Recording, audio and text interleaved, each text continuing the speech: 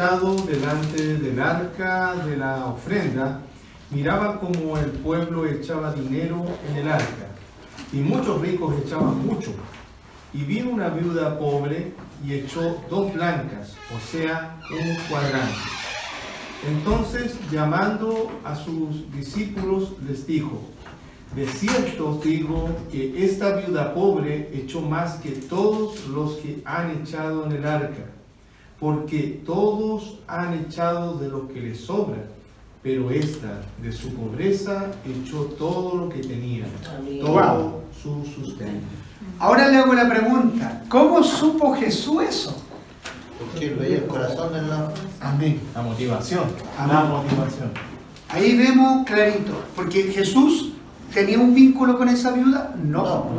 No sabía su realidad desde el punto de vista humano, pero como Jesús era Dios 100%, conocía la motivación. Y esto se confirma con Juan capítulo 2 verso 25. Juan, el Evangelio de Juan capítulo 2 verso 25. Claro. Lo que estamos mostrando es lo que no debe ser, ¿ok? Nosotros no debemos obedecer superficialmente. Usted dice: pero estoy obedeciendo, pastor, Para que me vea. para que me vea, pero yo no conozco su corazón. En cambio, Cristo sí lo conoce. Amén. Yo le puedo decir: hermana, venga a hacer el baño, al baño. ¿Y usted viene por obedecer? No, usted viene ¿Ya? Y no por la motivación correcta de querer hacerlo de todo corazón. Amén. Ya, Juan 2.25 y luego la carta.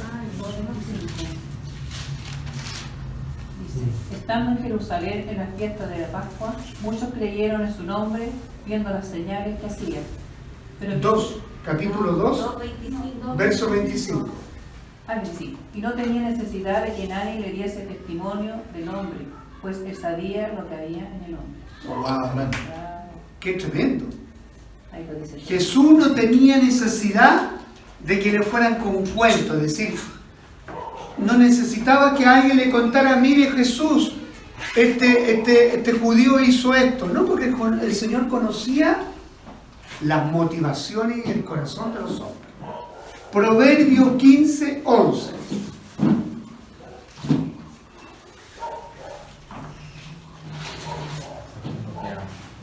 ¿Cuánto? 15:11, Proverbio. ¿Quién lo tiene? El Seol y el Abadón están delante de Jehová. ¿Cuánto más los corazones de los hombres? ¡Wow! ¿Cuánto más los corazones de los hombres? ¿Katy va a decir algo? No, es que como llegamos atrasados. ¿Ya? ¿Quiere que lo tome? Sí, es Ya. como un resumen chiquitito, Correcto. por favor. Vamos a hacer un resumen corto. Bueno, nuestra clase durante el periodo que dure, que son más o menos 2 meses, 3 meses, se llama vida plena en el Espíritu. Es decir, aprender a vivir en el Espíritu. La semana pasada hablamos de Romanos 8, capítulo 8, verso 1. ¿Ok? Que dice que los que están en Cristo no tienen ninguna condenación. La pregunta, dijimos: ¿cómo estoy en Cristo? ¿Cómo yo vivo una vida en Cristo todos los días de mi vida? Parece fácil, pero no es fácil. Porque debo vivir bajo los principios del reino. Eso es estar en Cristo. Es decir, Dios nos va a respaldar sin necesidad de que tú tengas un título. Por ejemplo, dentro de la iglesia, mi responsabilidad es ser pastor, administrador de los recursos de Dios. ¿Ok? Yo podría, ¿no es cierto?, deducir que el Señor está conmigo por ser pastor. No. Igual que usted. O sea, Dios va a estar conmigo y va a estar con usted si usted y yo vivimos los principios de Dios. Dios respalda los principios, sus principios. Todo aquel que practica los principios exacto, vivir en la palabra, Dios lo va a respaldar. ¿Y cómo lo respalda? Le da cobertura, lo guarda, provisión y autoridad espiritual. Por lo tanto, dentro de una iglesia pueden haber apóstol, evangelista, maestro, pero puede haber una mujer ancianita que tenga más autoridad que esos hombres. Amén. Porque esa ancianita vive los principios del reino y el apóstol vive su cargo. Él se jacta de su cargo y dice, yo soy el apóstol. ¿Amén? ¿A quién respalda Dios? ¿Al apóstol porque es apóstol o a una persona que vive los principios? La que vive el principio. Por lo tanto, todos los que estamos aquí podemos tener más autoridad que la persona que pueda estar por delante. ¿Ok? Por lo tanto, una de las características de la vida plena es la obediencia. Pero a veces la obediencia nuestra funciona en forma superficial. Y eso es lo que estamos tratando. Por eso que hice este dibujo. Esto es el mar que está cubriendo el iceberg. Aquí está la verdadera raíz del iceberg. Pero afuera se asoma una puntita nomás. Entonces, lo de afuera tiene que ver con mis acciones, lo que yo hago. ¿Ok? ¿Quién ve eso? Dios y todo el resto, ¿no es cierto? Pero ¿quién ve lo que está abajo? Abajo tiene que ver con mis motivaciones. Lo que no se ve, es decir, esta gran pregunta que yo me tengo que hacer todos los días. ¿Por qué lo hago? Hay una historia, esto es una historia real, de una mujer que participaba de las famosas células. No sé si han oído ustedes de las células, que son pequeños grupos en las casas que tienen su propio, cada uno tiene un liderazgo. Entonces empiezan a estudiar la palabra y se reúnen en una asamblea general después para poder compartir todos los grupos de las enseñanzas que se aplicó. Pero ese día en la iglesia había una cosa especial de hacer una ofrenda especial. Y esta mujer salió de su casa con la intención y la motivación de no ofrendar. O sea, partió, voy a la reunión, pero no voy a llevar ofrenda. Y resulta que la persona que estaba recibiendo la ofrenda era su líder directo. Y ella cambió de opinión en el momento y decidió ofrendar. Pero ¿cuál era su motivación? Que su líder la viera. Pero se olvidó de algo. Que la motivación la estaba mirando Dios. Y la motivación era incorrecta. Por lo tanto, esa ofrenda no fue agradable ante los ojos del Señor. No se trata de la cantidad. La viuda, porque Jesús estaba mirando a todo. Pasaban los ricos judíos y entregaban grandes cantidades. Pasó la viuda y entregó 2 monedas. Dio todo lo que tenía. Ok, ¿se da cuenta? Jesús no se le va ni una. Amén. No, en eso yo quiero que lo entienda. Nunca vamos a poder engañar al Señor, Amén. porque el Señor conoce nuestro corazón. Amén. Amén. Por eso yo le sugiero que se haga siempre esta pregunta frente a todo lo que usted hace. Amén. ¿Por qué lo hago?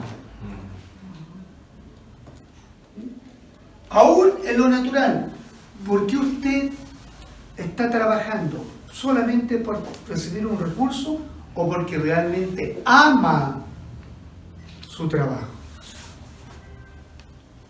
Cuando uno ama su trabajo, las cosas se ven distintas. Se pasa mejor. Lo hace con excelencia. Claro, porque uno lo va a hacer con amor, va a poner cariño, una cuota, esa cuota del corazón, con pasión. Yo recuerdo que yo amaba mi trabajo en la notaría. Y se notaba, porque me gustaba atender la jefa no me tenía que decir, Mauricio, quédese una horita más. Yo me quedaba 7, 8, 9 de la noche. Y seguía llegando gente y lo atendía. Obviamente eso me significó también mi libertad en términos que yo podía arrancarme a la iglesia cuando quisiera y no me decían nada. Porque una cosa lleva a la otra en forma natural y espontánea. Porque la gente se da cuenta cuando usted le pone pino a algo. Pero no solamente la gente se da cuenta, el Señor se da cuenta. Y no es necesario que uno se muestre. ¿Mm? No es necesario que la persona se muestre. No, no. Esta mujer de la que le contaba, ella en un transcurso de una situación cambió su corazón, su motivación. Ahora, eso lo supo el Señor. La líder nunca supo eso. La líder lo único que vio, que su discípulo ofrendó. ¿Amén? O sea, eso puede suceder con nosotros. Nosotros podemos, usted me puede engañar y yo lo puedo engañar a usted. Pero ninguno de nosotros podemos engañar al Señor. ¿Ya? Entonces, mi primera tarea es examinar mis motivaciones. Y yo debo hacerlo todos los días al final de la jornada. Al final de la jornada evalúese. ¿Por qué fue a ver a su hija? ¿Por qué fue a ver a su mamá? ¿Por qué decidió tal cosa? ¿Por qué esto y por qué esto? ¿Por qué lo hice? ¿Porque es mi deber? Porque a veces hay hijos que se sienten como obligados. ¿Es mi deber ir a ver a mi mamá porque la presión es tan alta de la sociedad? ¿O lo hago realmente porque la amo? ¿Qué es lo que queda al final del día? Lo correcto va a quedar. Porque la persona su madre va a percibir eso. Y se ven los frutos, pastor. Pero las mamás perciben eso cuando el hijo está por obligado, poco menos, se nota. ¿Me entienden? Porque la mamá nos conoce. Entonces, esto es muy importante porque este es el principio, el principio de una vida plena tiene que ver con tu corazón y mi corazón. Ahí está. ¿Se acuerda de Proverbio 4:23? Proverbio 4:23 dice, sobre toda cosa guardada, guarda tu corazón, porque de él mana la vida. Por lo tanto, la cosa que yo más debo cuidar y valorar es mi corazón. Y el corazón está alineado con la motivación. ¿Ok? Motivación, corazón. Y yo partí diciendo que Jacob públicamente tuvo una acción horrible porque transó con su hermano por un potaje, ¿no es cierto?, la primogenitura. Pero ¿cuál era la motivación de Jacob? Era correcta, porque él anhelaba a Dios, quería la bendición de Dios. Y por eso que Dios le dijo, yo estoy contigo. Imagínense si Jacob tuviera los tiempos nuestros, estaríamos todos un poco terribles cuestionándonos, ¿cómo Dios va a bendecir a este hombre? El otro no la valoraba. No la valoraba. La motivación de Saúl era, no la quería, la menospreció la bendición de su padre. ¿Me entiende? De hecho, le dolió cuando... Pero públicamente, ¿quién fue perjudicado? Jacob, porque todo el mundo dijo, oh, Jacob es un traidor, es un engañador. Claro que pagó su consecuencia, la pagó con su suegro Labán. Era más mentiroso y lo engañó, dándole otra mujer por la cual él amaba a Raquel. Y le da a Lea, y al final termina trabajando 14 años por Raquel.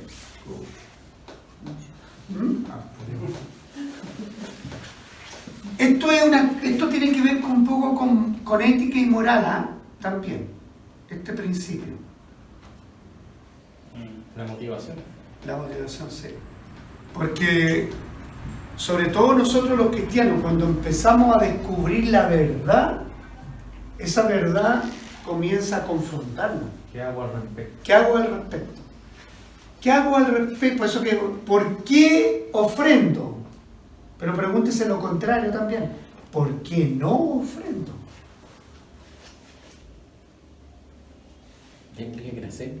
¿Ah? Tendría que nacer para que le... Es que no, primero tengo que descubrir el por qué no lo hago, porque puede haber varias respuestas. Claro. El que no lo hago puede ser porque no quiero, porque me parece absurdo, puede ser que no tengo, ¿me entiendes? Y puede ser que me da indiferente.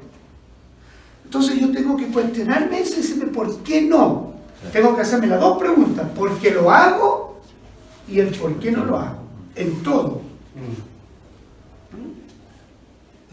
Pero pastor, cuando uno, por ejemplo, si yo no tengo un día de como ofrendar, pero me paro y pongo mi mano en No, si eso está malo. Lo que Dios, es que Dios sabe tu verdad y tu realidad. claro, sí.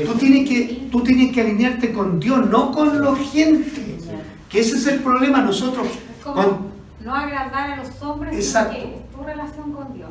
Exacto. Él conoce tu corazón. A lo mejor los otros pueden decir, oye, va 3 domingos, por decir algo, y no ofrenda. Pero Dios sabe por qué no. Exacto. Porque conoce, acuérdate lo que decía en Juan 2:25. Él no tenía que, nadie le tenía que decir nada acerca de los hombres porque él conocía los corazones de los hombres. Pero nosotros tenemos la tendencia como humanos de aparentar con el resto de que somos espirituales. Amén. Si yo no ofrendo es porque algo está pasando mal conmigo. Y sentimos la presión de los demás. Los demás, oh, mire, no ofrendó. Yo el domingo no ofrendé porque no tenía. Y Dios lo sabía. No me di cuenta. No nos dimos cuenta, pastor. Pero yo trato de ser, mire, hay que tratar de ser tal como uno es. Oh, siervo y fiel. Saquemos a este pastor de la iglesia. Pasó peor. Sí, por ¿Y no lo dice? Puedo hacer las motivaciones. Ya. Porque resulta que cuando en su trabajo uno, entonces el jefe a veces le dice, tú te motivas por tu trabajo, te motivas a trabajar, te sientes cómodo, trabajar. Entonces a veces uno le dice, Dios me da esa motivación. Tío, porque yo sé que tengo que trabajar todos los días para mi familia, etc. ¿Está bien eso? ¿O no? Sí. O sea, el Señor debe ser nuestra inspiración. Porque dice la palabra que todo lo que yo lo haga, todo lo que tengo que hacer lo hago como para el Señor. Para el Señor. Amén. Sí. Por lo tanto, ahí tiene que, me inspira el Señor. ¿Me entiendes? Puede ser que a lo mejor desde el punto de vista natural me cueste algo en la parte laboral. Pero cuando yo empiezo a meter al Señor en eso cambia mi perspectiva. Justamente con respecto a ese tema, porque muchas veces puede ser que nos toque hacer un trabajo no precisamente que nos guste, pero tenemos que hacerlo porque tenemos que responder. Y ahí es donde Dios nos da ese principio de que tenemos que trabajar como para Él, como agradándolo a Él, no como para el ojo del jefe, o sea, con otra motivación distinta. Entonces ahí es como que yo muero a mi motivación de pero digo, pero para el Señor. Por ejemplo, Hago un intercambio de motivación. en el trabajo en notaría yo llegué a tener yo fui un poquito más allá y eso me trajo también problemas porque también hay que ser, no irse a lo extremo. Yo llegué a pensar de que la notaría era mía. ¿En serio? O sea, yo empecé a vivir Tanto que era como ya... como que, claro, decía, yo tenía que cuidarle. Yo veía que los precios eran tan caros porque mi jefa era cara. Entonces yo veía la realidad entre los clientes que venían y decía, don Mauricio, tengo 2 luquitas nomás. Y costaba 4. Yo decía, ¿qué hago, señor? Entonces ya, partía para adentro primero y le decía a la jefa, ya Mauricio, ya deje solo 2.000 pesos. Pero empecé después, segunda, tercera y cuarta, y después tuve problemas con ella, porque decía, este no es una oficina de ayuda social, me dijo. Este es un trabajo donde usted va a ganar, tiene un sueldo. Entonces yo crucé esa línea delgada, ¿me entienden? De la confianza. De la confianza, porque también decía, abría, cerraba, se había que ir a tomar la firma el día domingo, venía el día domingo, que era el día del descanso, pero a mí no me importaba. Entonces uno pierde un poco, se desequilibra, ¿me entienden? Ahora, en esto en el Señor nos pone en el balance correcto, nos pone en el centro. ¿Y qué significa estar en el centro? Es que yo siempre me tengo que hacer esta pregunta. ¿Por qué lo hago? Mentalmente. Autopregúntese. Entonces, frente a esto, el Señor nos está desafiando a no tener una vida, una obediencia superficial, sino que sea una obediencia que nazca del corazón. Vamos a leer dos pasajes que ven esta diferencia. Uno, en Marcos capítulo 10, versos 17 al 31. Marcos. 10, 17 al 31. Y luego les digo el siguiente pasaje. Aquí vamos a ver la diferencia entre algo superficial y algo que es correcto, genuino, del corazón. Amén. En estas dos historias. La historia de Marcos es del joven rico. ¿Ya? ¿Alguien lo lee? ¿Alguien que Jandra? Sí, Marcos 10, 17 al 31.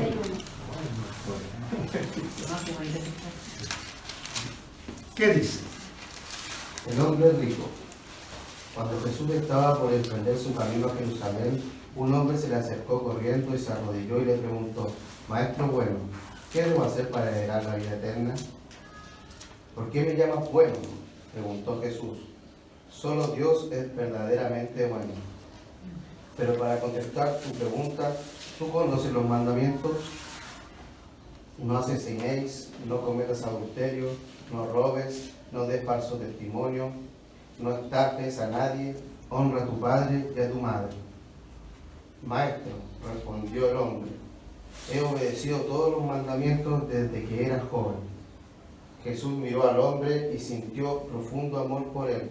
Hay una cosa todavía que no has hecho, le dijo. Anda y vende todas tus posesiones, entrega el dinero a los pobres y tendrás tesoros en el cielo. Después ven y sígueme. Al oír esto, el hombre puso su cara larga y se fue triste porque tenía muchas posesiones. Jesús miró a su alrededor y dijo a sus discípulos: qué difícil es para los ricos entrar en el reino de Dios.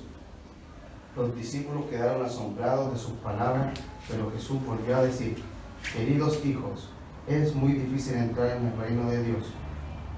De hecho, es más fácil que un camello pase por el ojo de una aguja que un rico entre en el reino de Dios. Los discípulos quedaron atónitos. Entonces, ¿quién podrá ser salvo?, preguntaron. Jesús los miró fijamente y dijo humanamente hablando: es imposible, pero no para Dios. Con Dios todo es posible. Entonces Pedro comenzó a hablar: nosotros hemos dejado todo para seguirte, dijo.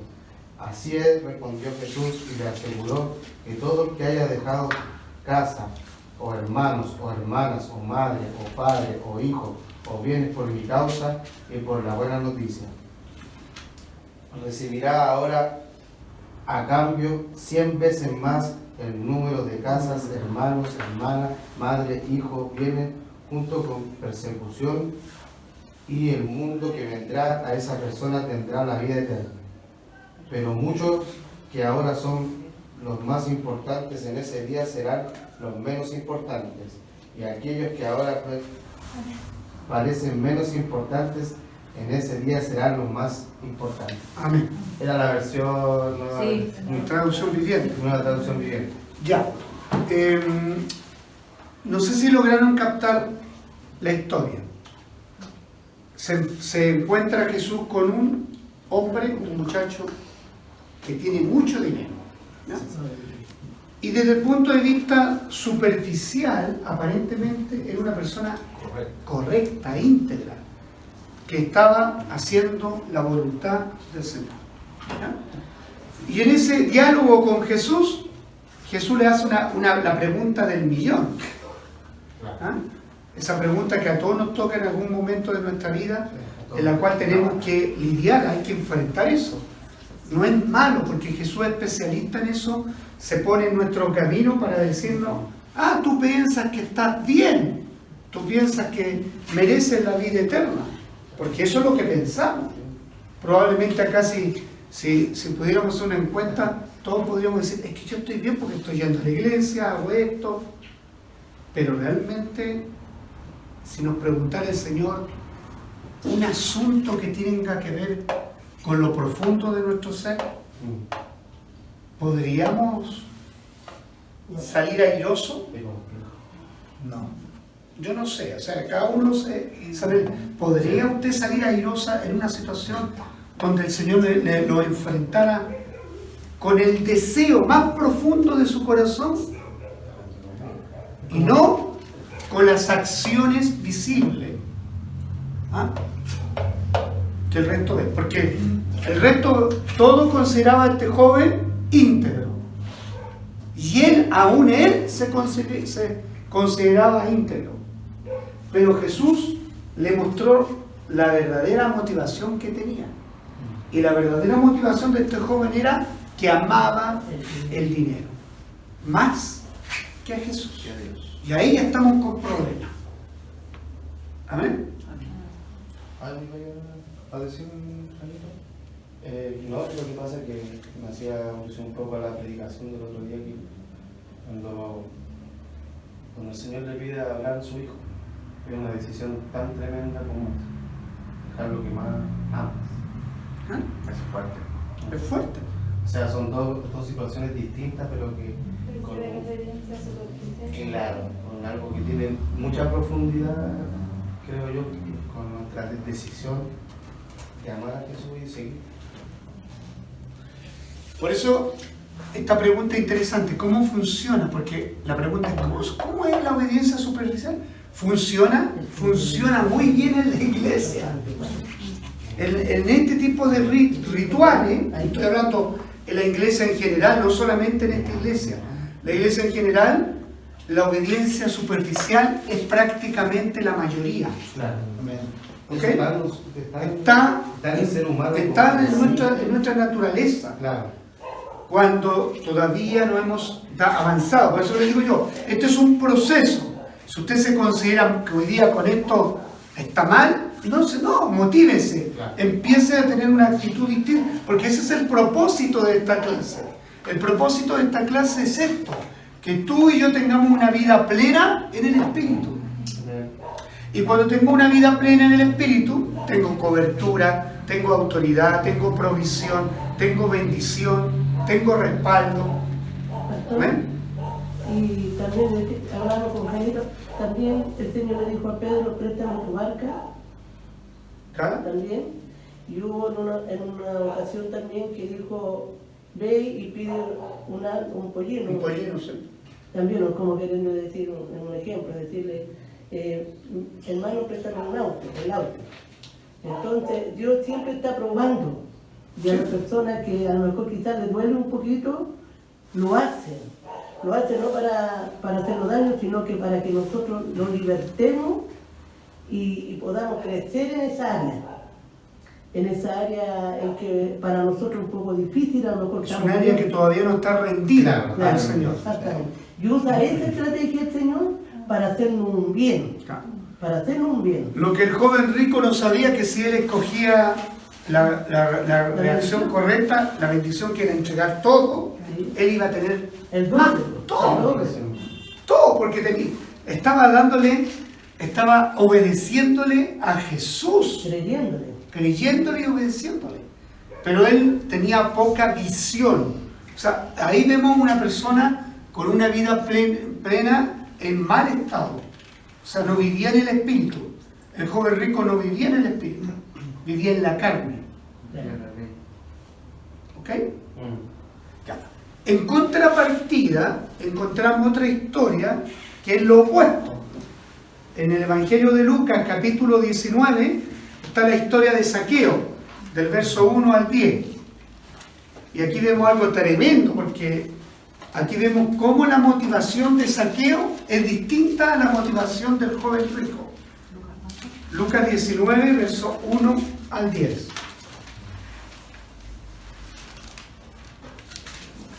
¿Cómo pasa la hora? ¿Se va? El tiempo pasa. Y nos vamos poniendo viejos. No quería cantar esa parte. Vamos poniendo canoso. 19, ¿cuánto? 19, verso 1 al 10. Habiendo entrado Jesús a Jericó, iba pasando por la ciudad, y sucedió que un varón llamado Zaqueo, que era jefe de los publicanos y ricos, procuraba ver quién era Jesús, pero no podía a causa de la multitud, pues era pequeño de estatura.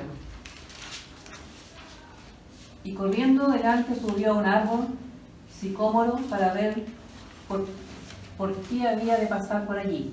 Cuando Jesús llegó a aquel lugar, mirando hacia arriba, lo vio y le dijo: Zaqueo, date prisa, desciende, porque hoy es necesario que pose yo en tu casa. Entonces descendió a prisa y lo recibió gozoso. Al ver esto, todos murmuraban diciendo que había entrado a posar con un hombre pecador. Entonces Zaqueo, puesto en pie, dijo al Señor: He aquí, Señor, la mitad de mis bienes doy a los pobres, y si en algo he defraudado a alguno, se lo devuelvo cuadruplicado. Jesús le dijo: Hoy ha venido la salvación a tu casa, por cuanto él también es hijo de Abraham, porque el Hijo del Hombre vino a buscar y a salvar lo que se había perdido.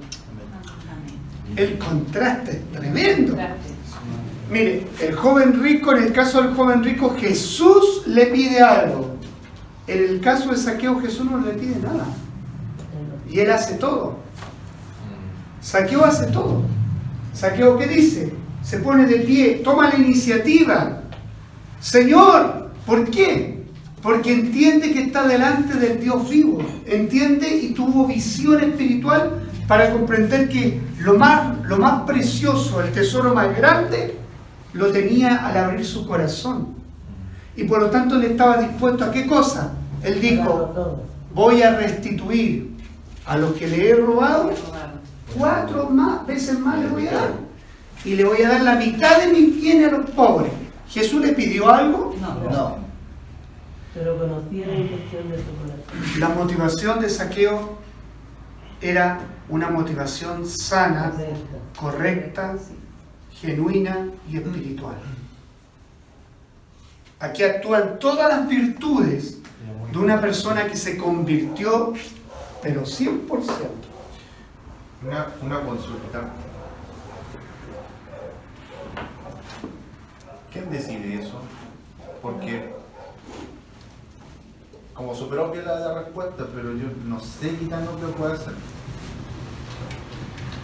Ambos tuvieron un encuentro con el Señor.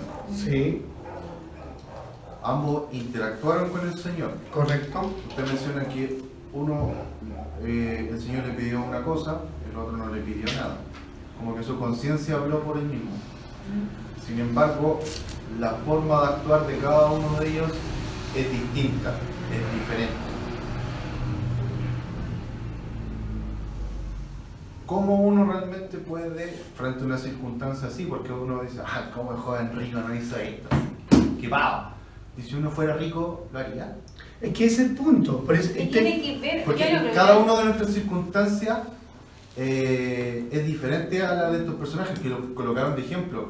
Por ejemplo, no sé, pues a ver, en lo personal no tengo ahora algún ejemplo puntual en que a uno se le coloque en esa encrucijada, ¿ya? Porque lamentablemente el joven rico tuvo su oportunidad y él la dejó ir, la dejó escapar. La Biblia no menciona si en algún momento se arrepiente y decide seguir los caminos del Señor, ¿ya? En el caso de Zaqueo, bueno, se asume que sí, porque él Porque está escrito. Está escrito y él sigue los caminos del Señor. Entonces, ¿qué determina eso? Porque yo como ser humano actúo de una forma, pero se supone que a mí el Espíritu Santo de todas formas me debería de redarguir para optar por la mejor opción, ¿o no?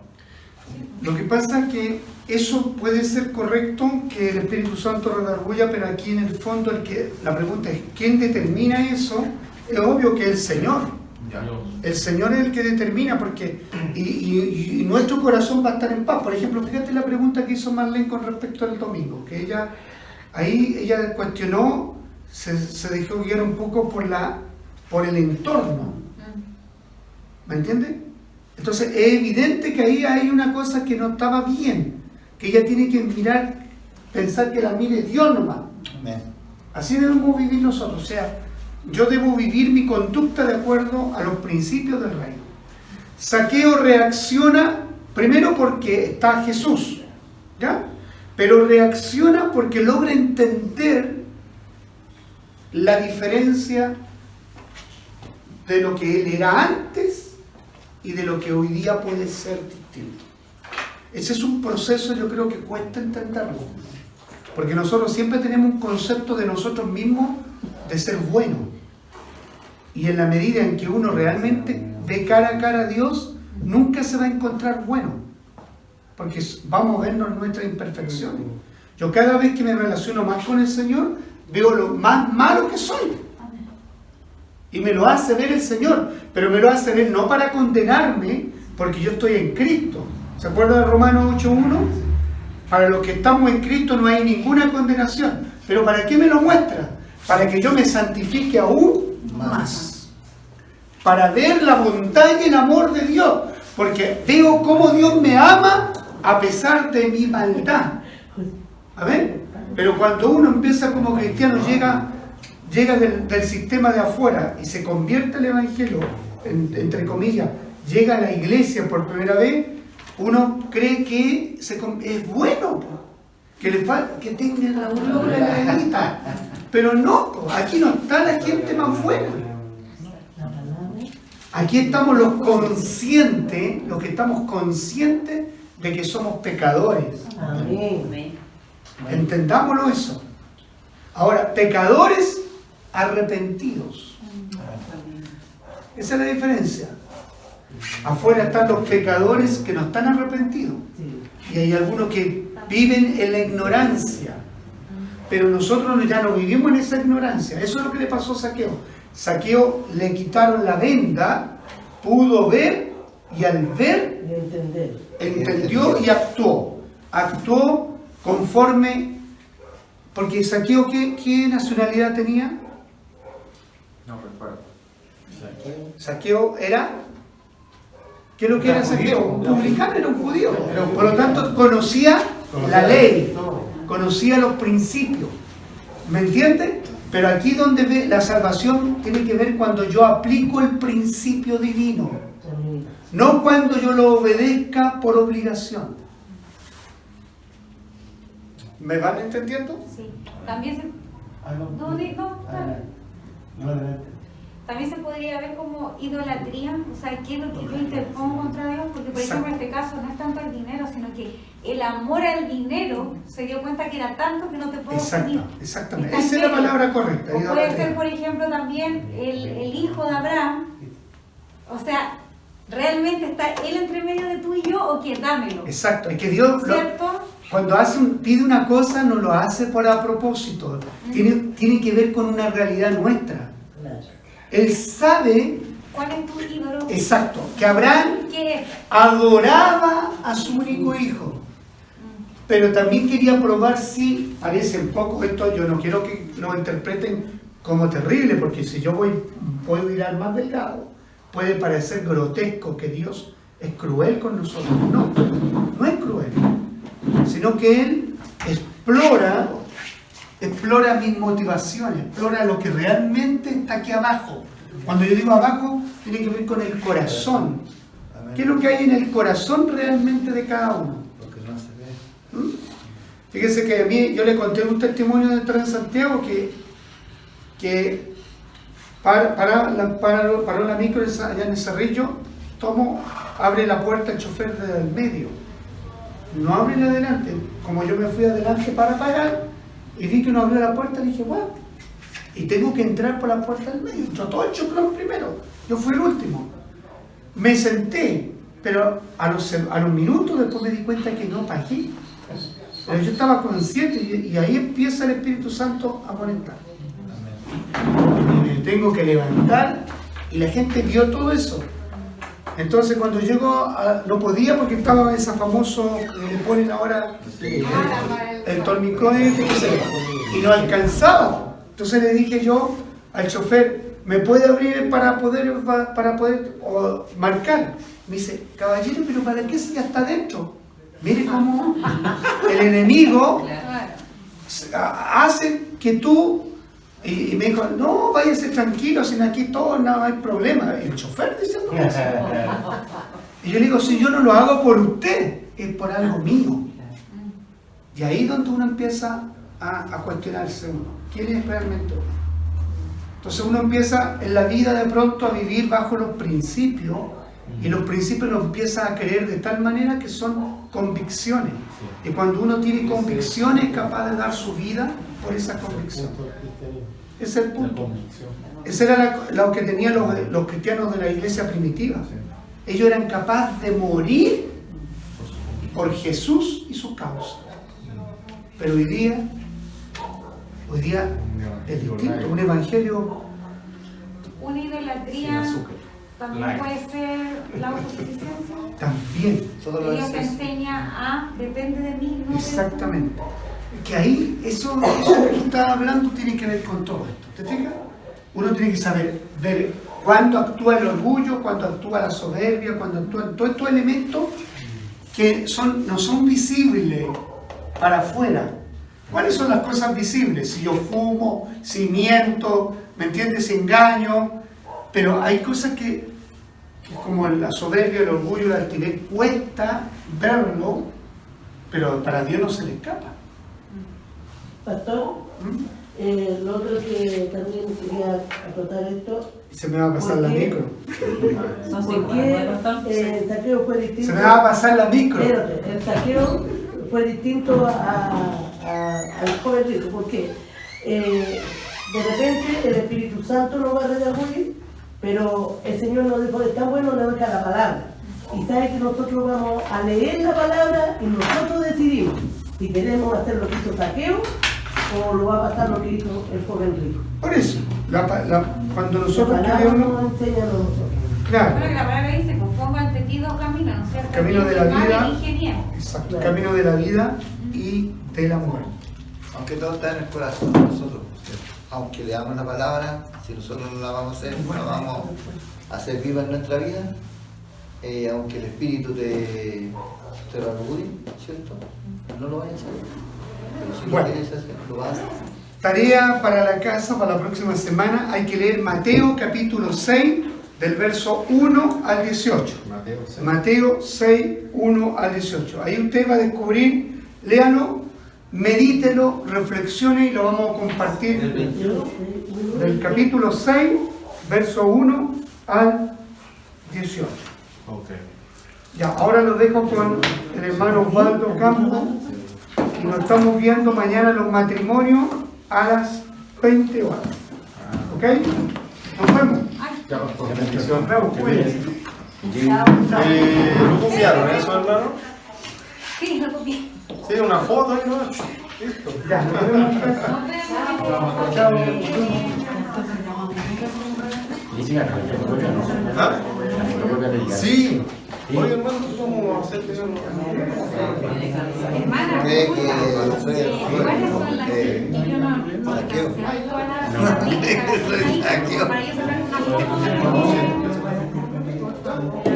Que no, como siempre.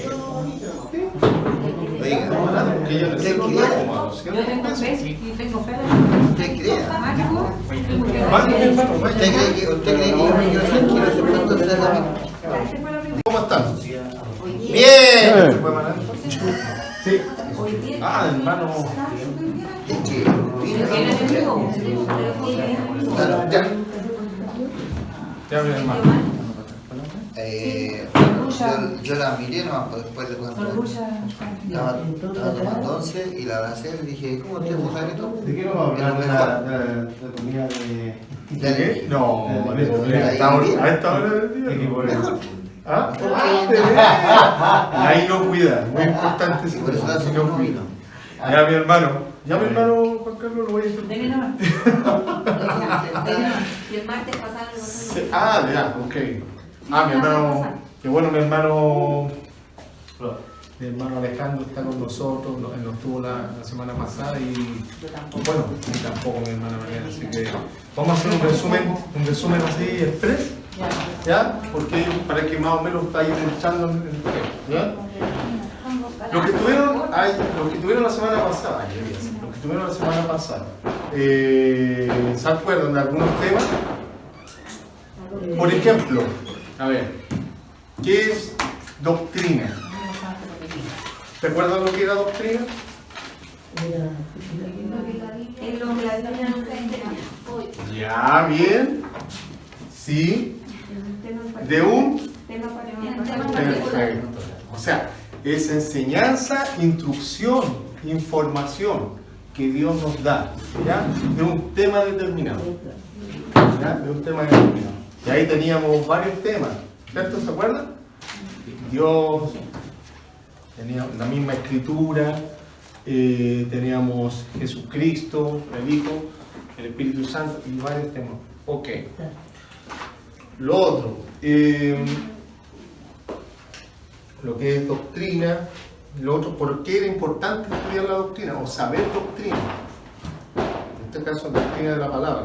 ¿Por qué es importante? ¿Se acuerdan? Para no ser engañados. Amén, perfecto. Para no ser engañados. O sea, conociendo la verdad, nosotros vamos a distinguir rápidamente lo que está en error. ¿Cierto? Eso es importante. Y lo que era teología sistemática es algo, no era complicado, algo, ¿se acuerdan? Incluía la recolección y comprensión de los pasajes bíblicos. Para Ya. clasificar. Mira, más cortito, más resumido, teología significa teología es una palabra compuesta, que es teos y logos, que es teos es Dios y logos es palabra, ¿ya? Palabra o discurso, es una idea que es expresada, ¿ya? Ok, bien. Lo otro que vimos también, con respecto a la bibliología, ¿se acuerdan lo que significa la bibliología? La escritura. Bien. Es la doctrina que estudia las escrituras. Perfecto. ¿Qué es lo que es bibliología? Bibliología es la doctrina de las escrituras.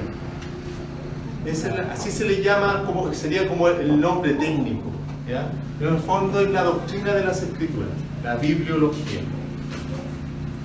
Lo otro que vimos, ¿se acuerdan sobre la inspiración?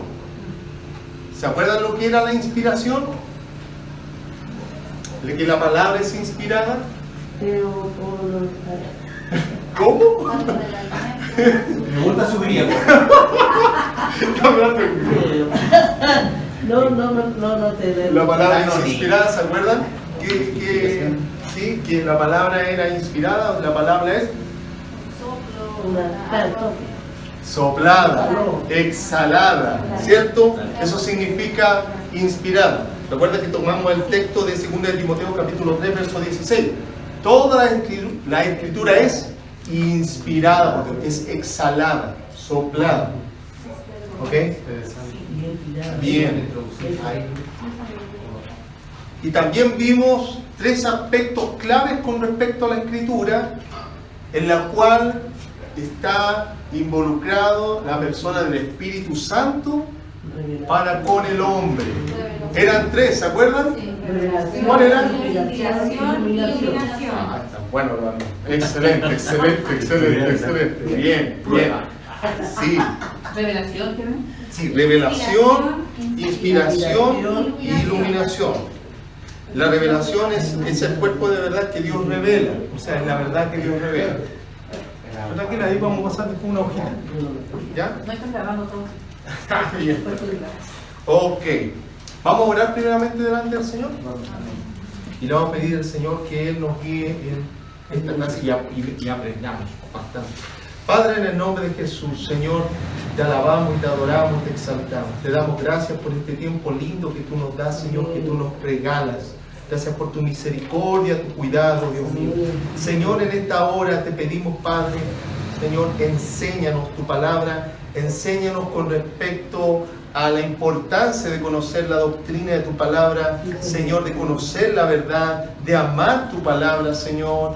En el nombre de Jesús te lo pedimos, Señor. Enciende nuestros corazones con una hambre, con una pasión por tu palabra y de esa forma conocerte más y más a ti, Señor, en una relación genuina, Dios.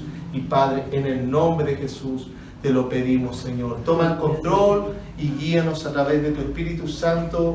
Gracias, Padre. Ilumínanos en las Escrituras, Señor, y que este sea una instancia hermosa, Señor, en coinonía de los unos con los otros.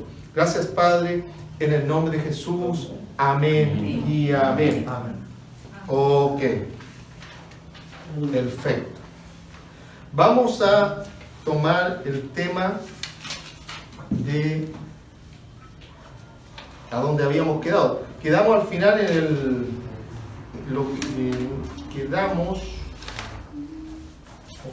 quedamos claro, en los tres términos fundamentales con respecto a la Escritura, que era la revelación, la inspiración y la iluminación, ¿ya? ¿Okay? En quien los tres es el Espíritu Santo, la agente de ambos, de la inspiración, de la revelación, de la inspiración y de la iluminación. Amén. Entonces, ahora vamos a ver un tema con respecto a, más o menos ¿sabe, por ejemplo, con lo que es revelación? Janito, ¿sabes lo que es revelación? Algo que no... ¿Revelación? ¿Se acuerdan? Algo que se va a conocer. Ya, revelación es el mensaje de verdad que Dios desea revelar. Eso es lo que es revelación. Inspiración es el método con el cual Dios comunica su verdad. ¿Ya? Ese es inspiración. Y iluminación es el método por el cual nosotros entendemos la verdad revelada por Dios en las Escrituras. O sea, es como cuando nosotros estudiamos la Biblia y le digo, Señor, háblame, enséñame tu palabra, y de repente leemos unos textos de la Escritura y lo entendemos, los comprendemos. Y esto era lo que el Señor nos estaba enseñando. Entonces esa es la iluminación que la hace el Espíritu Santo en nuestro ser. ¿Ya? El Espíritu Santo con el cual Dios nos selló. ¿Ok? Entonces ahora vamos a ver algo nuevo con respecto a la bibliología. ¿Han escuchado ustedes la palabra cuando se habla de la Escritura o en algún mensaje, algún maestro de la palabra que está enseñando, que ha hablado que la Escritura es inerrante e infalible? ¿Han escuchado alguna vez esos términos? Yo no lo había oído. ¿No? Inerrante e infalible. Con otras palabras, a lo mejor. ¿Sí? Con otros, tal vez con otros, claro. Muchos términos. Sí. En el fondo, ¿qué significa la palabra? La primera palabra, inerrante. Que no erra. Que no falla, tiene error. no tiene falla. Ok, que no tiene error. Y cuando se refiere a la Escritura, se refiere a que la Biblia en sus partes no tiene errores. Claro. En sus partes no tiene errores. Ahora, la palabra infalible, sí, esa es la palabra infalible. ¿Qué significa? Como que no miente. Es algo similar. Es algo similar. La palabra infalible tiene que ver con que la palabra dentro de un todo, o sea, en un todo, la Escritura, desde el Génesis al Apocalipsis, en un todo, la revelación de Dios no te va a llevar al error, no te va a conducir al error, sino que por lo contrario, te va a llevar a la verdad. ¿Ya? Porque aquí Dios revela su propósito para con nosotros. Amén. Amén. Gloria sea a Dios. Entonces, es inerrante, es infalible. Ahora, mire qué bonito lo que Dios hizo. Dentro de la historia, Dios Dios nos mostró ese aire de infalibilidad que tiene la palabra. Es una palabra más o No se menos. cuesta pronunciar. Sí, cuesta pronunciar, ¿sí? No. ¿Cierto? Y a través de la historia, Dios nos mostró ese aire de infalible que tiene la Escritura e inerrante. ¿De qué manera? Bueno, en 1947 se descubrieron los rollos del Mar Muerto, ¿cierto? Habían escuchado hablar de que hubo en el siglo XX, ese fue el gran hallazgo que hubo en Oriente, que se encontraron los rollos del Mar Muerto, Sí. en las cuevas de Qumran, ¿ya? Ese es el valle, es el valle de Judea, ¿sí? En Cisjordania, que es una provincia de la actual Palestina. Ahí se encontraron esos rollos. Bueno, me preguntarán ¿qué importancia tiene? Gran importancia tiene. Fue un gran hallazgo, muy importante, lo que se encontró ahí en aquel entonces. ¿Por qué? Porque en aquel entonces las escrituras más antiguas que había con respecto a los textos originales, o sea, ya no estaban los textos originales, pero era lo más antiguo que había, era del 900 después de Cristo. Esa era lo más antiguo que había. Y de acuerdo a aquellas copias se hacían las traducciones de la Biblia. Ese era lo más antiguo que había. Ok. ¿Qué pasó? Que al investigar, los estudiosos, al comenzar a revisar el hallazgo, dataron estos rollos, estos manuscritos, lo dataron del 250 antes de Cristo al 65 después de Cristo. Más o menos desde esa cantidad de rango de años databa aquel hallazgo. O sea, estamos hablando que eran aproximadamente 1000 años más antiguos que los que se tenían en aquel entonces. Claro. Entonces podríamos decir, o sea, era un hallazgo muy importante. Ahora la pregunta es, a ver, si los manuscritos más antiguos eran del 900 después de Cristo y los que encontramos son 1000 años más antiguos, entonces, ¿con qué nos vamos a encontrar? ¿Con qué nos vamos a encontrar? O sea, la pregunta es, ¿cuántos errores podrán haber habido? Porque obviamente el hombre fue echando mano, Claro. ¿cierto? Sí. Entonces, Decía que fueron- claro, entonces, ¿era importante saber? El punto es que al momento de comparar los escritos, las escrituras, solamente se encontraron diferencias de un 5% con respecto a unos temas de errores ortográficos, pero nada importante, o sea, nada que pudiera, por ejemplo, tergiversar el mensaje original de las escrituras. O sea, Dios preservó su palabra. Dios resguardó su palabra. Y he ahí el aire de inerrancia y de infalibilidad que tienen las escrituras. De hecho, los que volvían a escribir la escritura tenían que ser, pero muy minuciosos, Sí. no podía faltar nada, ellos no se podían equivocar en nada. No, sí, totalmente minuciosos, como tú Sí, dices. ellos no podían, ellos sabían que exacto, no podía faltar nada. Yo estuve viendo el otro día estuve estudiando sobre eso, y de hecho aparecen, hay un video que lo vi, y sale una persona, realmente era la persona original la que estaba escribiendo, ¿me entiendes? Y Y él escribía y de repente se equivocó en una raya de una letra. Todo no. Pero fue tan finita así el error que lo pudo arreglar así. Y dejó la palabra tal cual como la letra, tal cual como era. Pero la pudo arreglar. Pero era, no sé, yo creo que eso. Sí, eran bastante minuciosos los escribas. Los escribanos eran súper minuciosos. Ellos, con respecto a la palabra del Señor, y tenían una técnica bastante especial para verificar lo que habían escrito estaba correcto. Hacían un ejercicio numérico con respecto a las letras, porque las letras hebreas son como símbolos, y muchas veces cambian su significado con una coma, y cambia el significado completo.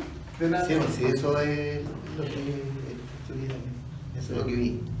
Y llama la atención, o sea, ahí obviamente después de verificar que las escrituras no han cambiado, no han variado, o sea, imagínate, una escritura, pasaron 1000 años de los escritos recientes que tenían, y la escritura seguía siendo prácticamente, era la misma, es la misma, y venía con el mismo significado, no había variado prácticamente nada.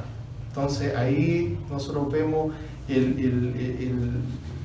esa esencia de inspiración que tienen las escrituras de parte de Dios, que tienen una procedencia divina. Dios las resguarda. Y ahí se cumple la palabra también que está en las escrituras, que el cielo, la tierra van a pasar, pero ellas no van a pasar. No van a pasar las escrituras. Van a estar ahí siempre. Entonces, las escrituras son infalibles e inerrantes. ¿Ya? ¿Qué más argumentos nos ofrecen las escrituras que confirman su veracidad? ¿Habrán más argumentos? Claro que los hay. Hay más argumentos. O sea, cuando la teología sistemática comienza a meterse en un tema, comienza a buscar eso, comienza a profundizar, a escudriñar. Y hay más argumentos. Tenemos argumentos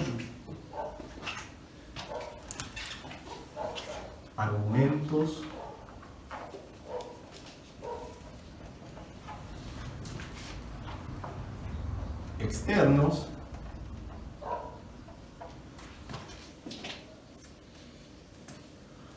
Primero vamos a hacer los internos, perdón. Internos.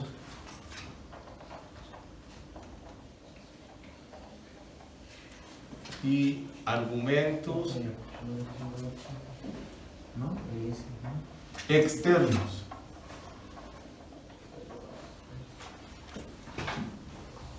¿Ok? Con respecto a las escrituras. Ok. El primer argumento interno de las escrituras es que la Biblia tiene y posee unidad temática. Esto llama bastante la atención. No existe libro que tenga unidad temática bajo las condiciones en las cuales se escribió la Biblia. O sea, puedes escribir un libro, no sé, que tenga unidad temática, que lo hayan escrito uno o dos autores dentro de un mismo tiempo, se hablaron ellos, compartieron y lo plasmaron. Ok.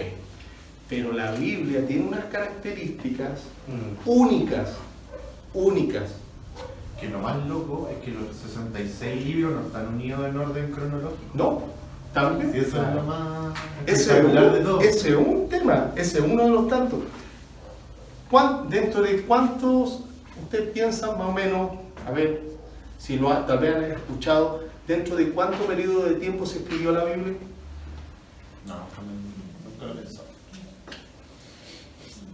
Los estudiosos determinan que fue un periodo entre 1500 a 1600 años. Ese fue el periodo de tiempo en el cual se escribió la Biblia. Imagínense. Tremendo. Increíble. Desde Génesis hasta Apocalipsis hay un mismo tema. ¿Ya? ¿Cuál creen que es el tema? Dios. Ya, Dios. Sí, habla de Dios. La redención. El Mesías. Sí, el tema principal es la redención de la humanidad y el protagonista es el Señor Jesucristo. Ahí está, es el Señor Jesucristo. ¿Ya? Entonces, Jesús es el protagonista de toda la obra.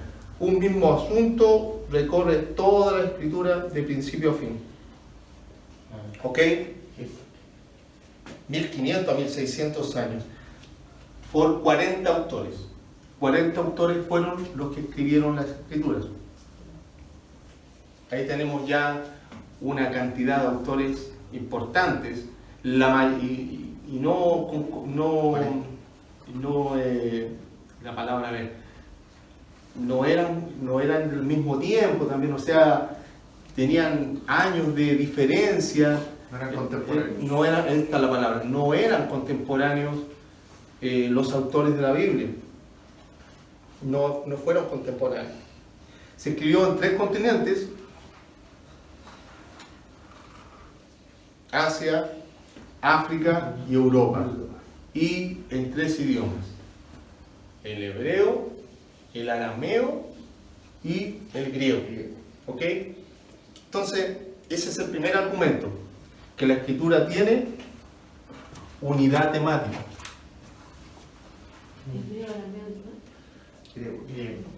Eso que tanta traducción y tanta... Unidad temática. Tenemos otro argumento.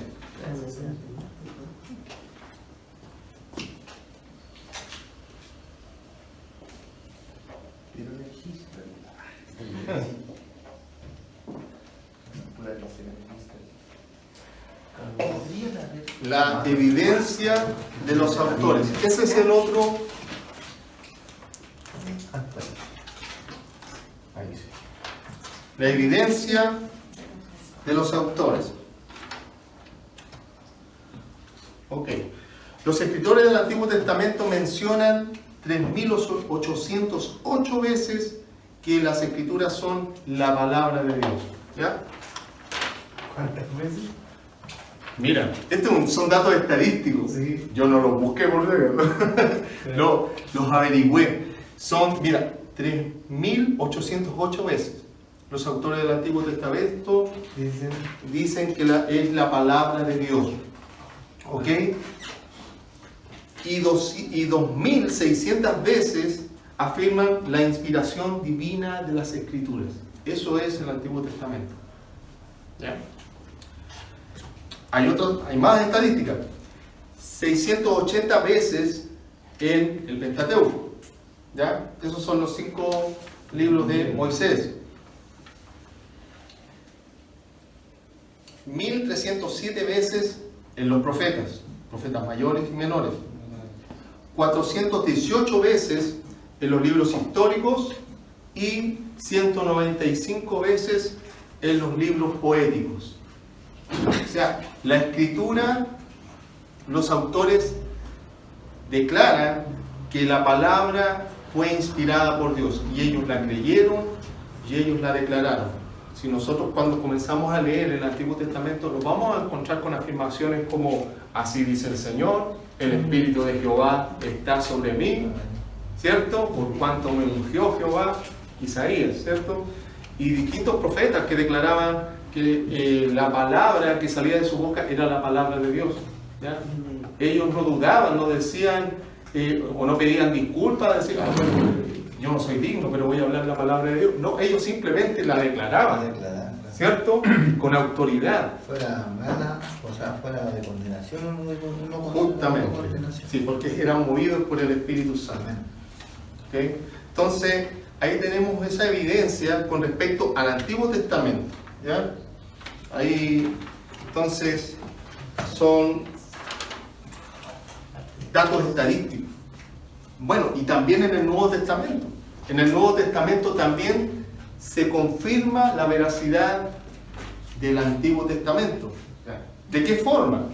Citando el Antiguo Testamento. ¿Ya? Ahí tenemos, por ejemplo, que se le llama escritura.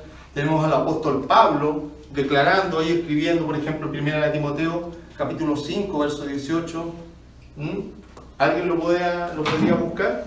Timoteo. Sí, 1 de Timoteo, capítulo 5, verso 18.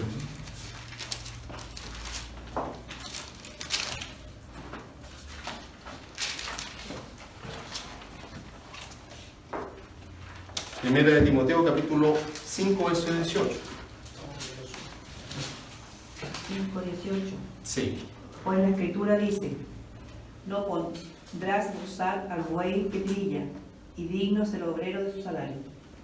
Ok.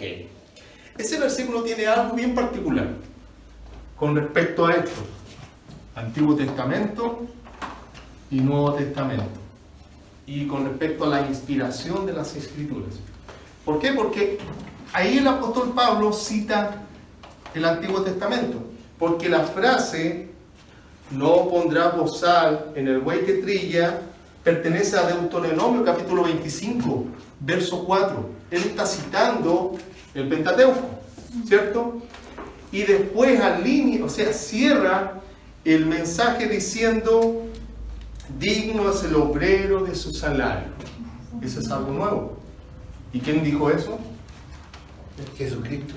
Sí, el Señor Jesucristo. En Mateo capítulo 10, verso 10. Y también el Evangelio de Lucas capítulo 10, verso 7. Es declarado. ¿Ya? Y él lo llama escrituras, inspirados por Dios. Entonces Pablo consideraba los evangelios como las escrituras inspiradas por Dios.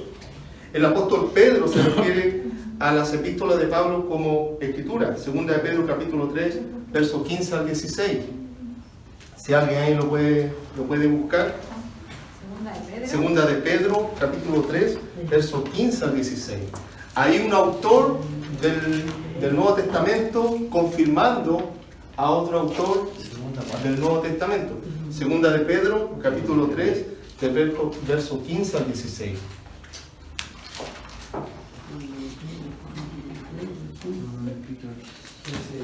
¿Verso cuánto? ¿O capítulo? Sí, segunda de Pedro capítulo 3, verso 15 al 16.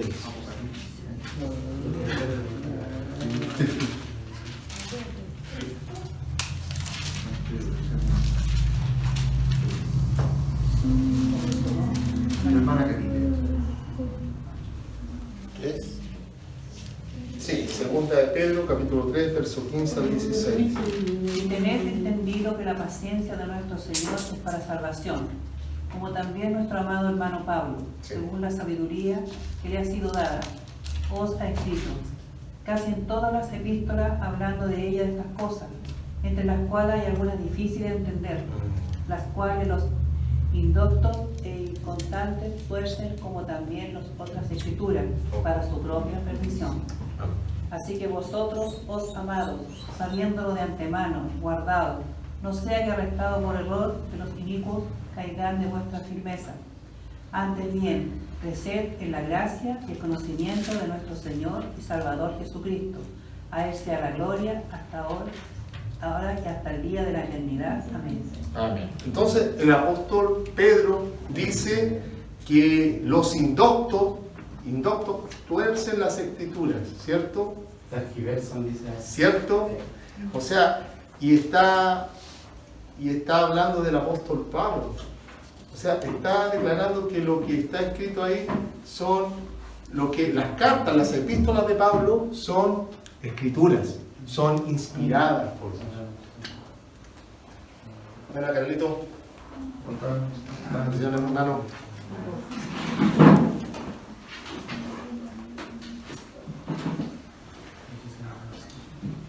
Entonces, la iglesia joven, llamada también la iglesia primitiva o joven, consideraba que las escrituras eran inspiradas por Dios. Tanto el Antiguo Testamento como las cartas eran inspiradas. Amén. Eran inspiradas. ¿Recuerdas que Jesús dijo, os conviene que yo me vaya? Porque enviaré el Espíritu Santo. y Él los va a guiar a toda verdad y toda justicia, y les recordará las cosas que yo os he dicho. Entonces ellos recordaban y escribían y motivaban a los hermanos, a la iglesia joven, para que perseverara en la fe. Y eso para ellos era un tesoro, era algo que estaba impregnado por la inspiración, producto de que habían sido los apóstoles los cercanos a Cristo. Amén. Entonces, ahí tenemos evidencia de los autores. Hay otra evidencia también, que es la evidencia que Jesús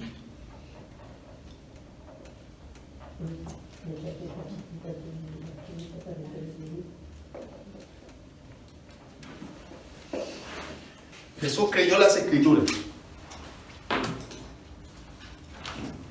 Ahí eso es bastante confrontativo para nosotros. O sea, si Cristo creyó las Escrituras, nosotros también como discípulos somos llamados a creer las Escrituras. Sí, pues así como que él citó ese día cuando estuvo ahí en el... ¿cómo se llama? No, En los textos de Isaías, cuando claro, que él reconoce que hoy día, claro, Sí, esa palabra se ha cumplido. muy tremenda. Ahí él cita justo en el día, en el tiempo y la hora exacta que debería decir. Sí. Y es impresionante en ese texto, porque Jesús cierra el texto de Isaías junto a cuando dice que ha venido a dar buenas nuevas a los pobres. Y o sea, habla de la bendición de la salvación, pero lo cierra ahí, pero después continúa el texto, y el texto sigue con el juicio. Y ahí comienza, claro, el juicio. Pero no léelo, no, porque eso está preparado para otro tiempo. Estaba citando que, claro, que estaba ocurriendo hoy día ahí. Sí, en ese momento. Y no citó lo que venía. Claro. O sea, ahí después viene el Apocalipsis, la revelación de Jesucristo. Amén. Entonces, Jesús creyó las Escrituras. Jesús creyó las Escrituras. ¿Qué dice Mateo capítulo 5, verso 18? Alguien que lo pueda leer. Mateo capítulo 5, verso 18. Porque de cierto os digo que hasta que pase el cielo y la tierra, ni una jota ni un tigre pasará de la ley hasta que todo se haya cumplido. Ok. No va a pasar nada de la ley, sino que todo se va a cumplir. Eso fue lo que dijo el Señor Jesucristo. O sea, la palabra del Señor, la palabra de Dios se va a cumplir. Va a tener cumplimiento. ¿Cierto? Va a tener cumplimiento. El cielo y la tierra pasarán, mas su palabra no pasará. Va a haber un cumplimiento. ¿Ok? Algunas características con respecto al uso de Cristo, de nuestro Señor Jesucristo, con respecto a las Escrituras. Y ahí tenemos enseñanzas con respecto a eso también. Hemos escuchado varios sermones con respecto a eso. Nos han enseñado nuestros pastores a través de nuestro caminar en Cristo. Por ejemplo, cuando Cristo reprende al enemigo, a Satanás, en el desierto. ¿Cierto? ¿Recuerdan aquel episodio, aquel momento? Eso está en Mateo capítulo 4, verso 1 al 11. Cuando Jesús reprende a Satanás producto de la tentación, Él usó solamente un libro de las Escrituras para refrenar la tentación y para derribar, en este caso, los argumentos de Satanás. Y él usó Deuteronomio solamente en las tres tentaciones. ¿Sí? Recuerda, no tan solo de pan vivirá el hombre, sino de toda palabra que sale de la boca de Dios. Sí, Jesús estaba debilitado, no había comido, había ayunado, estaba en el desierto. ¿Cierto? ¿Sí? Entonces, ahí hay un ejemplo primordial de que Jesús no tan solo creía en las Escrituras, sino que Él creyó en ellas y las confesaba. Amén. Lo otro es, no creer en las Escrituras es caer en error. Mateo 22, 29. Y ahí hay un tema que tiene que ver con un tema de ignorancia con respecto a los religiosos de la época. Y Jesús ahí les hace ver su error. 29. Léelo, Juan Carlos. ¿Lo escuchaste? 22, 29. Ya, léelo, Juan Carlos. Vamos a poner los lentes. Ya tatita. Vamos, que después. Pero Jesús le respondió: están equivocados por no comprender las Escrituras ni el poder de Dios. Bien. Aquí está de otra manera. ¿Sí? ¿Qué versión es esa? Entonces respondiendo Jesús les dijo, erráis, ignorando las Escrituras y el poder de Dios, porque la resurrección ni se casarán ni se darán en casamiento, sino serán como los ángeles de Dios en el cielo. Sí. Entonces, ¿Qué versión es? sí, esa es la nueva... La nueva esa. Esta es una nueva versión. Esa es la nueva versión de las Américas, de la Biblia de las Américas. De Jesucristo, de los últimos Es la Biblia, el libro de Mormón. Hay una cosa que siempre se dice que los apóstoles todos, pues, cuando morían muriéndose, entonces... Lo que pasa es que Ay, no le escucho lo que está diciendo mi hermano. Ya, ahora sí me hermano. Se dice que cuando los apóstoles todos iban muriendo, Cristo se revelaba y le ¿cómo se llama? Le enseñaba nuevamente lo que el apóstol muerto iba escribiendo, para que así no tuvieran errores. Por eso es la palabra que dice usted, la que se usa para los errores. Con respecto a esto... Inspiraba, claro, él los inspiraba. Sí. Decía, esto tiene que seguir ciertamente lo que decían ellos. Ahí está la obra del Espíritu Santo. Claro. El Espíritu Santo, el Señor lo envió, en este caso, a los apóstoles, no tan solo para que estuvieran las señales, los prodigios, sino para recordarles la enseñanza que Cristo les había dado. Recuerden que cuando Cristo ascendió a los cielos, antes de ascender a los cielos, dijo, vayan y bauticen en el nombre del Padre, del Hijo y del Espíritu Santo, enseñándoles que guarden todas estas cosas. Claro. Entonces, para ellos era imperativo recordar las enseñanzas, aplicarlas, vivirlas, demostrarlas, manifestarlas y escribirlas. Claro. Era sumamente importante. Y Amén. ahí Amén. el agente importante y primordial era el Espíritu Santo. Amén. El Espíritu Santo. El Espíritu Santo del Señor. Entonces Jesús creyó las Escrituras. Y también Jesús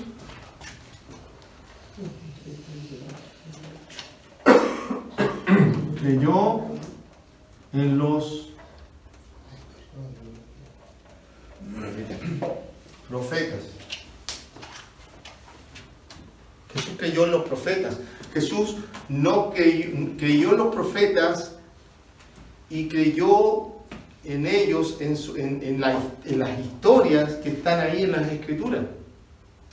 Él las declaró, Él las confesó. Y ahí tenemos comentarios con respecto, por ejemplo, al Génesis, a la creación, al hombre y la mujer. Cuando los saduceos le preguntaban, bueno, pero si uno se casa con una mujer y se muere, después ¿con quién al final en el cielo se va a casar? Porque después que tuvo a todos los hermanos, según la tradición judía, ¿cierto? Tenían que desposarla y darle descendencia, y al final nadie le dio descendencia, todos se casaron con ella y nadie le dio descendencia. ¿Con quién se va a casar al final allá en el cielo? Le preguntaban los saduceos. ¿Ya? Y Jesús le dijo, ignoráis las Escrituras y el poder de Dios. ¿Ya? Entonces, claro, Jesús ahí, Él cree en el relato del Génesis, cree en el relato de Adán y Eva, cree en aquello y lo predica y lo enseña. ¿Ya? También cree en los profetas, como Daniel lo menciona, cree también en el diluvio, menciona a Noé, capítulo 24 de Mateo, cuando empieza a hablar de las señales de los últimos tiempos. ¿Sí? Porque dice, Jesús creyó a las Escrituras. Sí. ¿A qué se refiere eso? ¿La palabra? Sí. ¿Creer a la palabra? Sí, pues, aquí hemos hablado, cuando hablamos de las Escrituras, hablamos de la palabra de Dios, hablamos de la Biblia, hablamos de las Escrituras. Hemos utilizado esos términos para para hablar de la palabra del Señor. Yo creo que se refiere, perdón, cuando se llama, como dice ella, Jesús creyó a la palabra. Sí. Claro, pero si lo llevamos al punto de vista que él fue Revisó lo que hombre, estaba sí, escrito. aparte de ser Dios fue hombre, entonces como hombre creyó también a la escritura. Claro. Sí, es que el punto, ¿sabes cuál es el punto? El punto es que si él creyó las escrituras, o sea, ¿quiénes somos nosotros para no creerlo? Porque hay gente muchas veces que no cree en todo lo que está aquí escrito. Sí, no. Y la pregunta es, ¿y Jesús creyó en todo aquello? Sí. Claro, podríamos, o sea, yo creo que hermano Vale lo que están tratando de No, es que- entender que como Jesús siendo Dios creyó en la escritura si él es la palabra. Sí. ¿Entiendes? Claro, pero yo como no entiendo de que Jesús, como se hizo hombre, Sí. como hombre terrenal, carnal, creyó la palabra. ¿Entiendes? Sí. Pero si fuera espiritual, él es la palabra. Él es la palabra, sí, obviamente, porque ahí está No, es que sí, la también, obra de lo la que encarnación, pasa es que- sí. Lo que pasa es que no, yo me pensaba un poco, o sea, lo llevé a esta práctica que seguramente cuando Jesús, la verdad que como estaban escritos, estaba la escritura, leía los pergaminos, porque no era como esto, no era un libro como esto, eran pergaminos. Sí. Entonces, una vez que él revisaba de lo que estaba realmente escrito, que era la verdad, porque él era la verdad, la palabra, Sí. revisaba que se hablaba bien de él y creyó. O sea, lo aceptó, que estaban escribiendo bien sobre él. Esa era. Él era la Sí, pues, obviamente que sí. Era como el profesor. Claro. Y por eso que él aceptó, todo lo que se escribía aceptó porque era la verdad que él era. O sea, él es el verbo, como dice Juan, en el capítulo 1, él es el verbo, Eso era. vimos su gloria. Lo que pasa es que él también en su obediencia, aparte de, lo vamos a ver no espiritualmente, ¿cierto?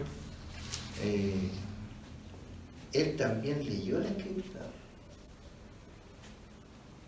Eso está diciendo. Sí, pues la leyó y la creyó, y creyó en los acontecimientos que están ahí en la escritura, Sí, en sus porque si nosotros personajes. vemos desde el principio, Sí, no hablemos del Nuevo Testamento porque no estaba escrito todavía Exacto. en ese Claro. tiempo, Sí. estaba el Antiguo Sí. Testamento. sí, porque él leía la ley. Entonces, Jesús es como cuando uno escribe un libro y uno, a él, la escritora tiene que revisar su libro si el libro está perfecto como ella lo quería. Claro. A mí esto se me hace que Jesús hizo. Jesús leyó, vio que se estaba hablando bien del Padre, vio que estaban diciendo bien las promesas, todo de lo que se hablaba. Entonces, él aceptó lo que creyó, aceptó la escritura, aceptó lo que se escribió, que así era. Aparte Porque que si hubiera habido una cosa que no estaba, Jesús, No lo había aceptado. La habría Exacto. aprendido. Sí. Porque aparte dice que él igual estudiaba desde pequeño con los, Sí. con los, ¿cómo se llama? Con los Los fariseos. fariseos estudiaron. Sí, Que los se rabinos. sorprendían de la sabiduría que tenía siendo un niño. O sea, él sabía. De los 8 años, Sí. de los 8 años se iba a estudiar. Sí, la escritura habla y enseña que él crecía en gracia Claro. Sí. claro, para con Dios y para con los hombres, crecía en sabiduría y en gracia. Sí, el Señor Jesucristo, y de hecho hay un episodio donde huye de su papá y su mamá. Sí, cuando le dice, Y le se dice, arrancó, la no cosa sé, del padre me Se escapó. las cosas Ahí que- la escritura dice que ¿Por se qué le me lo perdió. traes? eso de mi padre me conviene. Él estaba haciéndole preguntas a los rabinos de la época y discutía con Se ellos. escapó como cualquier niño se escapa. Claro. ¿verdad? Lucas capítulo 2. Dice la escritura que a los papás se le olvidó. Eso dice la escritura. Cuando lo encontraron estaba predicando. Estaba predicando. Claro, los fariseos. Ok, entonces Jesús creyó a los profetas, ¿ok? Creyó en los profetas, los menciona, en Daniel, creyó en Noé, en aquel entonces el tema del diluvio, creyó en los personajes Adán y Eva, la creación, creyó en Sodoma y Gomorra, en lo que aconteció ahí, ¿cierto? Creyó Jonás, creyó en el tema del asunto del pez. Entonces, él menciona aquellas cosas. En Daniel, ¿no? Sí. ¿Sí? Yo creo que hay algunas personas que dicen, oye, pero ¿cómo? A Jonás, ¿cómo se le iba a tragar un pez? Igual me dicen, No, ¿cómo estuvo o ahí sea, con León y no oye, se lo pero si comieron? Cristo lo creyó, o sea, ¿quiénes somos nosotros?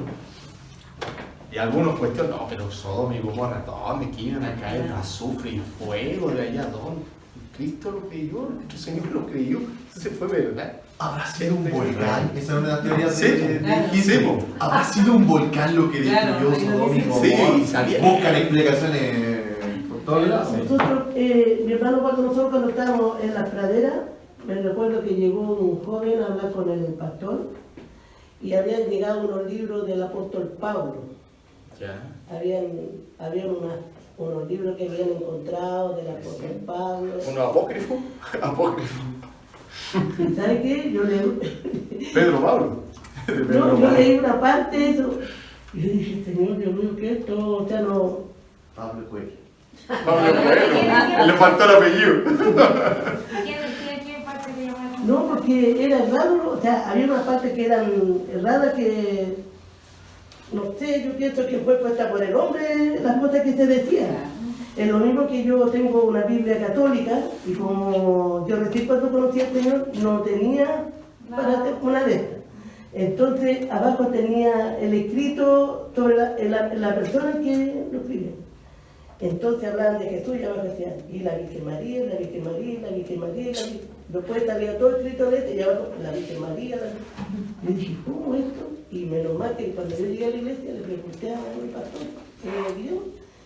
Y le dije yo, ¿pero por qué? Si te habla de Jesús, ¿por qué abajo el escritor escribía puro y exaltaba a la Virgen María? Y eso, por eso es que te quedan con eso muchas personas. Y yo lo dejé con la iglesia católica de la casa, ¿por qué? Porque esto a mí me sirve como un argumento para darle para algunas personas, para poder enseñarles que no es así como se dice, porque si estamos exaltando esto mismo cuando dice, y vino el Salvador y está en un pesebre, y abajo dice, y María estuvo ahí, María, y no habla nada de Jesús, puro de María. Del 7 al 14. Y después cuando dice, estaba cuando Jesús lo crucificaron, y María estaba a la cruz, y habla de la María, ¿no? Y dice, ¿quién? Entonces, ¿quién? Yo dije, gracias a Dios que yo después me enseñaron ahí, pero por eso que las personas de la católica económica, ellos exaltan a la Virgen porque el argumento que da ahí es para creerlo, ¿no? En la Biblia católica. Entonces cuando uno viene a la verdad y le enseñan todo esto, que al final a Jesús, el Señor, es que exaltamos. Entonces yo me doy cuenta el error, y así meten muchos libros, como hace poco creo que también salió un libro de Noé, parece que... Ah, no, me pasó esto, el domingo, no, cuando empezó la Semana Santa. Y yo voy a ver Jesús, esta película que como 40 años tiene, Jesús de Nazaret. Entonces me digo, pero siempre la veo esta. Y me cambio al 13 y están dando Noé. Y me quedo con la historia de Noé. Pero no me gusta esa versión. No, y la cambié, porque... No me gusta.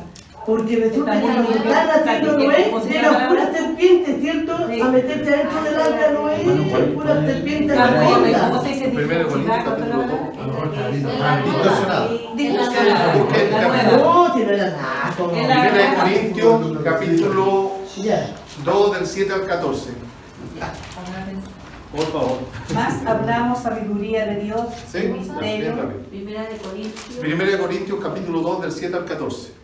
Más hablamos sabiduría de Dios, el misterio, la sabiduría oculta, la cual Dios predestinó antes de los siglos para nuestra gloria, la que ninguno de los príncipes de este siglo conoció, porque si lo hubieran conocido, nunca habrían crucificado al Señor de gloria.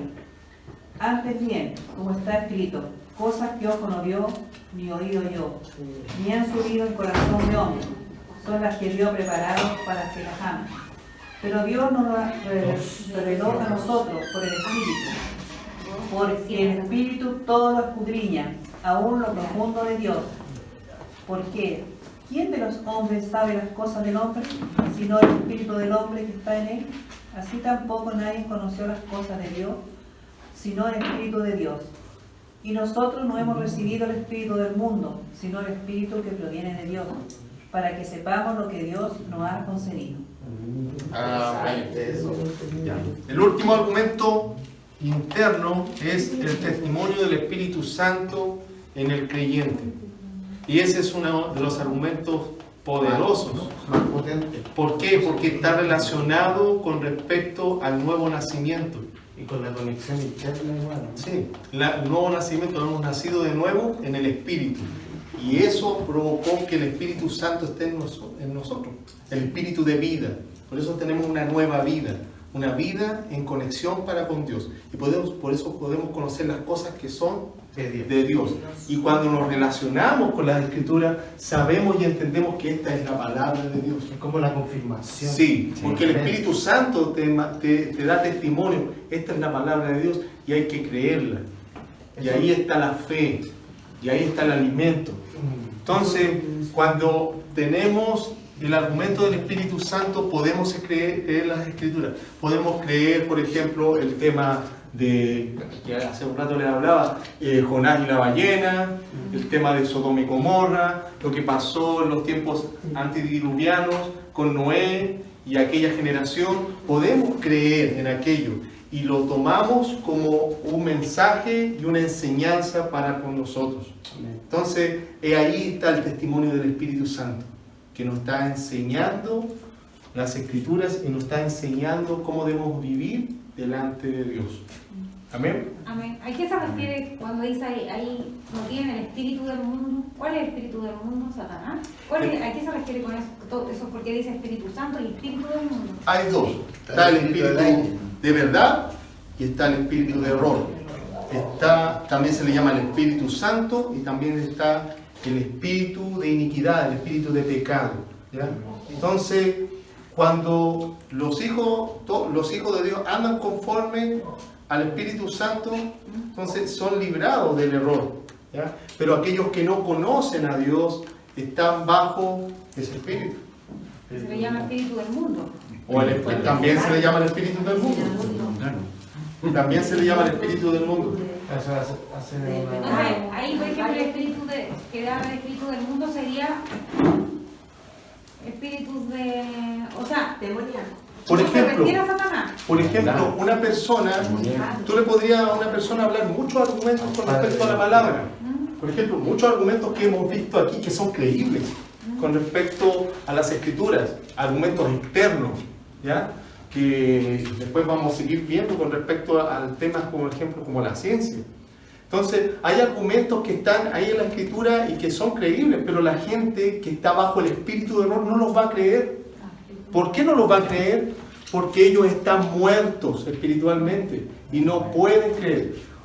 Usted golpea a un muerto, muévalo, insúltelo, dígale todas las atrocidades que quiera a un muerto. ¿Usted cree que el muerto le va a responder? No, va a reaccionar. No hay reacción en él. Por lo mismo, cuando una persona está muerta en delitos y en pecados, tú le puedes estar dando argumentos, pero reales, verídicos y sólidos con respecto a un tema de Dios y de las Escrituras, pero no lo va a creer.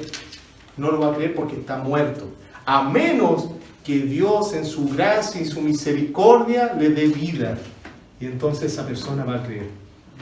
Hermano, con respecto a lo que dice la hermana, a Juan no necesariamente estar haciendo lo malo, pero sí puede estar influenciado con el espíritu de error, porque pongamos, ¿qué me pasaba a mí? Antiguamente yo era del que iba a la Bastia para el manda. Sí. Le bastaba dejar moneda al niño de mayor. Ya. Entonces, claro, pero ¿por qué? Porque estaba con un espíritu de error. Cuando se llama, yo creyendo que estaba haciéndolo bien, que estaba bien delante de los ojos del Señor, hasta que empiezo a conocer al Señor y el Señor dice en su palabra que Él ya pagó por mí. Cuando se llama que Él no quiere sacrificio, sino que uno... Pero eso era antes que conociera al Señor. ¿Perdón? Era antes que conociera al Señor. Entonces había una atadura con respecto al tema. Claro, pero como dice la hermana, o sea, no necesariamente a lo mejor ando haciendo lo malo, pero sí influenciado... Sí, nosotros sí podemos ser mal influenciados. Poder ser influenciados. A esto me refería yo. Por eso que es importante no tan solo tener el Espíritu Santo. Dios nos concede por gracia, porque es un don de Dios, el Espíritu Santo, y con el cual nos selló, le pertenecemos a Él, nos compró, somos para Él por la eternidad. Entonces, ¿qué pasa? Tenemos el Espíritu Santo, pero necesitamos darle esto. La palabra. ¿Por qué? Porque esta es la verdad. sea, el espíritu de verdad se alinea con la verdad. Por eso no podemos estar nomás solo espíritu, espíritu. Yo quiero ser lleno del espíritu, y puro espíritu, y nada de palabra, nada de doctrina, nada de enseñanza. Por eso, si viene un espíritu de error, el espíritu de error va a venir disfrazado de verdad. Y te va a decir, mira, Dios dice así y así y así, te va a predicar la palabra también. Pero detrás con una mentira. Y una verdad con una mentira ya dejó de ser verdad. Hizo Satanás en el desierto. Sí. Y lo que hizo en el Génesis. La palabra. Y lo que hizo en el Génesis con la mujer y con el hombre. Exacto, de acuerdo. Sí. O sea, ahí el engaño. Por eso necesitamos nosotros conocer la verdad. Pero uno esa cree por escritura. fe porque, por ejemplo, eso del pescado, ¿Sí? a mí me cuesta imaginarme que, Sí. que el pescado se tragó al hombre. Claro. Tengo que creerlo. Es una ballena. Por fe, po. Pero el pescado era una ballena. No, la escritura dice que También. No se sabe qué es. Pero eso No podría haber sido una merluza. Una merluza La gigante. ballena que está Una merluza. mi razón fue del Señor hace aparecer un utilizar Que ya lo sé. Hablando súper cortito, pero fue Una súper cortito. La La fe es un espíritu. La fe. La fe. Porque de lo que yo estudié de la fe, hablaba también de que era espíritu de fe. O sea, un don, pero también un espíritu. No, la fe está relacionada con el Espíritu Santo. Pero ya ves. O sea, si el Espíritu Santo está sobre ti, tú tienes fe, vas a tener fe. ¿Ya? Por eso las personas, cuando nosotros vemos en la Escritura que hay gente que creyó, por ejemplo, con el tema de Cristo. Unos creyeron, otros no creyeron. ¿Ya? Pero estaba detrás el Espíritu Santo dándole esa capacidad para creer. Porque una persona que está muerta no tiene reacción. Si tú estás muerto, no tienes reacción. Y la única forma para que tú tengas reacción con respecto a las cosas de Dios es que Dios te reanime y Dios te dé vida para creer. Porque si no es imposible. Por eso la salvación es por gracia. Es un regalo de Dios. Totalmente de la autoridad y la soberanía de Dios. Por eso no podemos añadirle nada a esta salvación. Simplemente ser agradecido y vivir para su gloria. No, pero para acabar, que el espíritu sería un don de Dios, ¿Sí? ya, es parte de los frutos del Es un fruto del Espíritu y también es un don que Dios da a algunos en la iglesia para, por ejemplo, levantar a la iglesia en fe y lo hace manifiesto. ¿Ya? Es un don también, es un regalo de Dios. Pero el la Espíritu fe. Santo no es para todos. Sí, pues, pero si usted tiene el Espíritu Santo, usted va a tener fe. Pero Si usted va a tener el Espíritu Santo, usted va a tener fe. Va a tener una medida de fe. Y esa medida de fe le va a bastar para creer en Cristo, para salvación y vida eterna y para perseverar. Porque, ¿por qué pensamos que también era ya un don, un fruto, un fruto, y por qué espíritu por esto? Porque lo estábamos estudiando. Voy a verle. ¿Sí? A ver, búsquenlo. Está en Que también es Segunda de espíritu fe. Corintios 4, versículo 13. Pero mira, yo leyendo no entiendo otra cosa. Sí. Y yo no sé si ustedes se han dado cuenta que en ciertas congregaciones o hay ciertos miembros o pastores que dicen hay espíritu para todos. Y eso- 4:13. Espíritu de depresión, espíritu de aquí, espíritu de abundancia, espíritu de... O sea, todo es espíritu. Yo no comparto mucho esa doctrina, ¿ya? Pero acá dice el versículo, pero teniendo el